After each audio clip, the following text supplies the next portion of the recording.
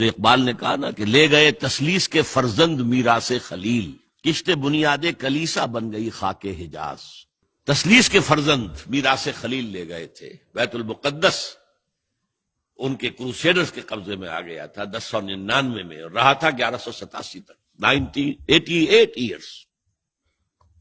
لے گئے تسلیس کے فرزند میراث خلیل، تو میراث موسوی جو تھی وہ منتقل ہو گئی محمد رسول اللہ صلی اللہ علیہ وسلم اور آپ کی امت کو۔ ان کا قبلہ کینسل، یہ قبلہ آ گیا، تو سب سے زیادہ دکھ تو انہیں تھا۔ اب جو وہاں سے کاؤنٹر ریولوشنری موومنٹ آئی ہے وہ عبداللہ ابن سبا یہودی۔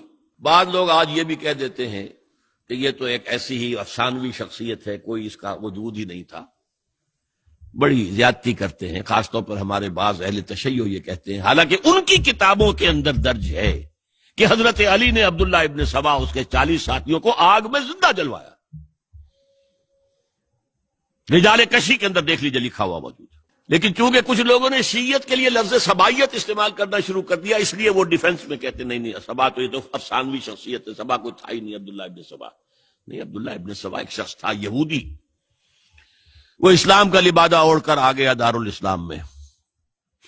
حضرت عثمان رضی اللہ تعالیٰ عنہ کا ہے۔ اور ایک مغالطہ میں چاہتا ہوں کہ ان دی فرسٹ انسٹنس دفع کر دوں۔ عام طور پر اتنی غلط طریقے سے تاریخ بیان ہوئی ہے کہ حضرت عثمان کے عہد خلافت کو سمجھتے ہیں پورا کا پورا عہد خلافت غالباً فتنوں ہی کے اندر تھا اور اختلافات ہی تھے اور خانہ جنگ۔ معاذ اللہ، ایسا نہیں تھا۔ طویل ترین دور جو ہے دور خلافت حضرت عثمان کا ہے، 12 سال۔ حضرت ابوبکر کے 2.5 سال، حضرت عمر کے 10 سال، دونوں کو جمع کریں گے تو عثمان کا، اور اس میں 10 سال بالکل اسی شان کے ہیں جو حضرت عمر کے خلافت کے شان، کوئی اختلاف نہیں۔ اور فتوحات کا دائرہ بڑھتا چلا جا رہا ہے، تھمتا نہ تھا کسی سے سیل رواں ہمارا۔ اس کے آخری ایام میں یہ شخص آیا اور اس نے ایک تو یہ کیا کہ پرانی جو قبائلی عصبیت تھی اس کو زندہ کیا۔ خلافت تو بنو ہاشم کا حق ہے، محمد ہاشمی تھے صلی اللہ علیہ وسلم۔ ہاؤ کم یہ ایک بنو امیہ کا شخص کیسے بیٹھا ہے؟ دیکھیے اس شخص نے کتنا انتظار کیا۔ حضرت ابوبکر بنو امیہ میں سے نہیں تھے، لہذا یہ فتنہ اس کے خلاف نہیں ہو سکتا تھا، کیونکہ چشمک جو تھی وہ بنو امیہ اور بنو ہاشم کی تھی، بڑی پرانی تھی۔ یہ بڑے برابر کے یہ دو کلینز جو تھے مد مقابل تھے ایک دوسرے کے، باقی چھوٹے قبیلے تھے، بنو تیم ہیں، بنو عدی ہیں، لیکن مقابلہ تھا بنو امیہ اور بنو ہاشم کا۔ حضرت ابوبکر بنو تیم میں سے، حضرت عمر بنو عدی میں سے، بنو امیہ میں سے حضرت عثمان۔ اب اس کو موقع ملا، اب آیا یہ اموی، یہ بن گیا۔ یہ سب غاصب ہیں، ابوبکر بھی، عمر بھی، عثمان بھی۔ خلافت پہلے دن سے علی کی ہے اور اس کو ملنی چاہیے۔ اس سے آگے بڑھ کر، اور علی تو خدا ہے، انکارنیٹ، گاڈ انکارنیٹ، یہ اس کا عقیدہ جس نے پھیلایا۔ یوں سمجھئے ایک شخص نے حضرت عیسیٰ کے دین کو زیرو کر دیا تھا۔ لوگ مانتے نہیں کہ ایک شخص اتنا کچھ کر سکتا ہے۔ یہودی اور سازشی ذہن، ان کی صلاحیت اور ذہانت۔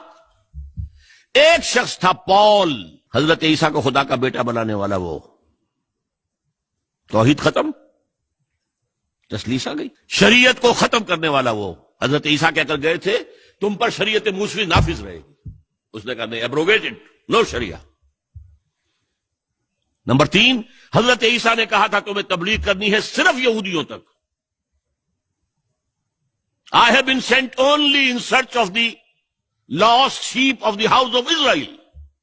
میں صرف اسرائیل کے گھرانے کی کھوئی ہوئی بھیڑوں کی تلاش میں آیا ہوں، تمہیں باہر تبلیغ نہیں کرنی۔ اس نے تبلیغ کا دائرہ وسیع کیا۔ وہ دین مسیحیت ختم، وہ دین پالزم ہے جو چلا ہے اس کے بعد۔ سمجھ رہے اس بات کو؟ اور یہ ڈاکٹر مائیکل ہارٹ نے بالکل صحیح لکھا ہے کہ کرسچینٹی جب تک حضرت مسیح موجود تھے وہ سوائے ایک یہودیوں کے فرقے کے اس کی کوئی اور حیثیت نہیں تھی، لیکن پال نے اسے ایک انڈیپینڈنٹ دین بنایا۔ ایک شخص کی کارروائی ہے یہ ساری، اور آج پوری دنیا، پوری عیسائی دنیا اسی پر ہے، تسلیس پر بھی، اور شریعت ختم، اور دعوت جو ہے کرتے پھر رہے ہیں پوری دنیا کے اندر۔ اسی طرح اس نے کیا، قبائلی عصبیت کو چھیڑا، اور حضرت علی کا مبالغہ کیا یہ خدا ہے، اوتار، گاڈ انکارنیٹ۔ تیسرا کام کیا کیا کہ حضرت عثمان رضی اللہ تعالی عنہ اور ان کے جو عاملین تھے، گورنر کوفے کا ہے، گورنر شام میں دمشق میں ہے، گورنر مصر میں ہے، ان کے خلاف پروپیگنڈا شروع کیا، یہ بیت المال میں خیانت کر رہے ہیں، یہ غبن کر رہے ہیں، یہ اپنے عزیزوں کو جو ہے پال رہے ہیں، ان کو دے رہے ہیں، وہ اقربا پروری کر رہے ہیں، اور یہ کر رہے ہیں، اور ٹیکنیک کیسی عجیب، کوفے میں کوفے کے گورنر کے خلاف بات نہیں کریں گے، دمشق اور مصر کے گورنر کے خلاف بات کریں گے۔ اب کہاں دنیا کے پاس ذرائع تھے کہ کوئی ویریفائی کرے بھئی یہ بات صحیح ہے کہ نہیں ہے، غلط ہے، نہ کوئی ذرائع رسل و رسائل ہیں، اور اگر آپ کوفے میں کھڑے ہو کر عثمان نے یہ کر دیا، عثمان نے یہ کر دیا، عثمان نے یہ کر دیا، یہ کر دیا، اب کون اس کو جو ہے اس کی تحقیق کر سکے گا؟ دمشق میں گئے ہیں تو دمشق کے گورنر کے خلاف کچھ نہیں، عثمان کے خلاف، اور کوفے کے گورنر کے خلاف، اور مصر کے گورنر کے خلاف۔ مصر میں گئے ہیں تو اس کے خلاف کچھ نہیں، دمشق اور کوفے کے گورنر کے خلاف اور عثمان کے خلاف، اور پھر ہر طرف سے بلوائیوں کو لا کر گھیراؤ کر لیا حضرت عثمان کے گھر کا۔ یہ تحریک ہے جو بہت زبردست کامیابی سے ہمکنار ہوئی۔ اب تمام صحابہ کہہ رہے ہیں حضرت عثمان سے کہ آپ ہمیں موقع دیں کہ ہم ان کا سر کچل دیں۔ آپ فرماتے ہیں نہیں، یہ مجھ پر الزام لگا رہے ہیں نا، میں وضاحت کرتا ہوں۔ اپنے گھر کی چھت کے اوپر کھڑے ہو کر آپ نے کہا دیکھو یہ میں نے نہیں کیا، یہ میں نے نہیں کیا، میرے یہ احسانات بھول گئے ہو۔ حضرت علی نے مسجد نبوی میں کھڑے ہو کر جتنے الزامات لگائے تھے ان سب کی طرف سے برات کا معاملہ کیا کہ جھوٹ کہہ رہے ہو تم، عثمان پر کوئی غلطی جو ہے، کوئی خیانت ثابت نہیں۔ لیکن جنگ کی اجازت حضرت عثمان نہیں دے رہے، یہ میرے خون کے پیاسے ہیں نا، جب تک قتل نہیں کر لیتے جرم کہاں ہے؟ جب قتل کر لیں گے تم قصاص دے لینا، لیکن میں کسی کلمہ گو کی جان نہیں لینا چاہتا، صرف اپنی جان کے تحفظ میں۔ یہ ہے عزیمت کا پہاڑ۔ لوگ کہتے ہیں کمزور تھے، جان بچانے کے لیے تو آدمی پتہ نہیں کیا کچھ کر بیٹھتا، اور طاقت ہو تو طاقت کو کیسے استعمال کرے گا۔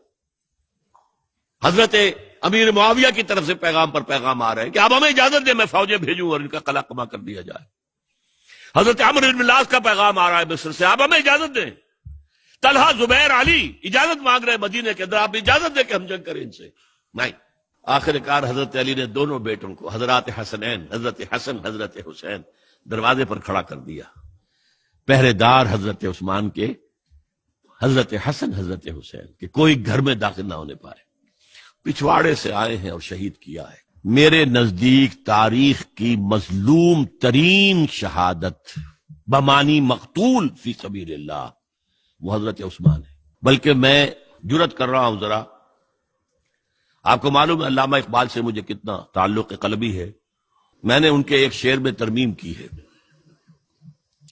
میں سمجھتا ہوں انہوں نے صحیح نہیں کہا۔ غریب و سادہ اور رنگی ہے داستان حرم، نہایت اس کی حسین ابتدا ہے اسماعیل۔